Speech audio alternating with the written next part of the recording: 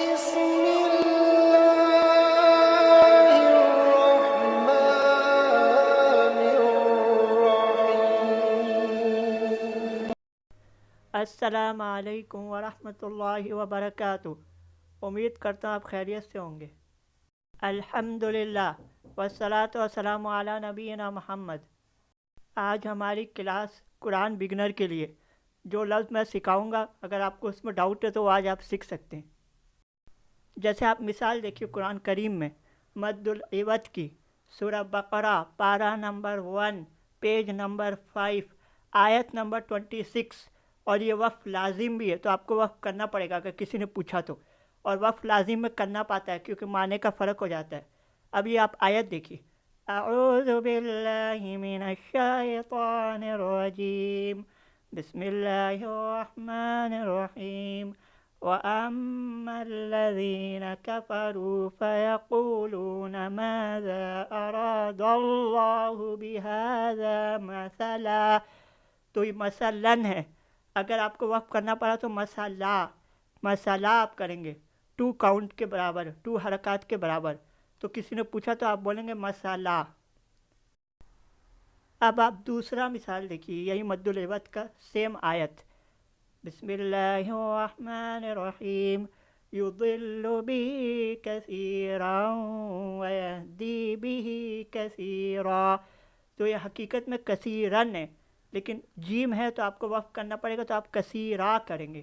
کثیرا کثیرا اس طرح وقف کریں گے. اب آپ تا کا مثال دیکھیے، چھوٹی تا. اگر آپ اس کو وقف کریں گے تو ہا بنا دیں گے.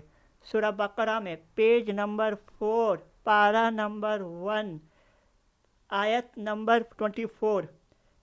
بسم اللہ الرحمن الرحیم. وقودها الناس والحجارہ. تو حقیقت میں یہ والحجارۃ ہے، لیکن آپ کسی وجہ سے وقف کریں گے تو والحجارہ والحجارہ والحجارہ. یا ساس کم ہے تو آپ اس طرح پڑھیں گے، اس کو ہا بنا دیں گے تا کو. اب آپ مثال دیکھیے تا کی، بڑی تا جو با کے بعد آتی ہے. سورہ بقرہ پارہ نمبر 1 پیج نمبر 5 آیت نمبر 29. بسم اللہ الرحمن الرحیم.